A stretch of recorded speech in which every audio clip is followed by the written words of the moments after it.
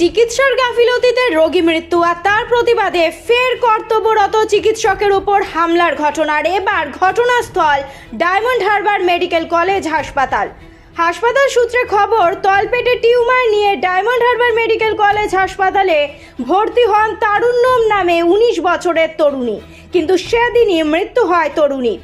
তরুণীর মৃত্যুর খবর পেয়ে হাসপাতালে বিক্ষোভ দেখাতে শুরু করেন রোগীর পরিবারের লোকজন। রোগীর আত্মীয়দের অভিযোগ, চিকিৎসার গাফিলতির কারণে মৃত্যু হয়েছে তরুণীর। রোগীর পরিবারের হাতে নিগৃহীত হন কর্তব্যরত চিকিৎসক আবু বক্কর সিদ্দিকী। ঘটনার জেরে উত্তাল পরিস্থিতি সৃষ্টি হয় ডায়মন্ড হারবার হাসপাতালে। খবর পেয়ে ডায়মন্ড হারবারের অতিরিক্ত পুলিশ সুপার মিথুন কুমার দের নেতৃত্বে বিশাল পুলিশ বাহিনী হাসপাতালে পৌঁছে পরিস্থিতি নিয়ন্ত্রণে আনেন। ঘটনায় দুজনকে গ্রেফতার করেছে পুলিশ। করেছেন তো উইদিন 10 মিনিটস আমাদের তরফ থেকে আইসি ডায়মন্ড, এসডিপিও ডায়মন্ড হারবার সেখানে পৌঁছয়।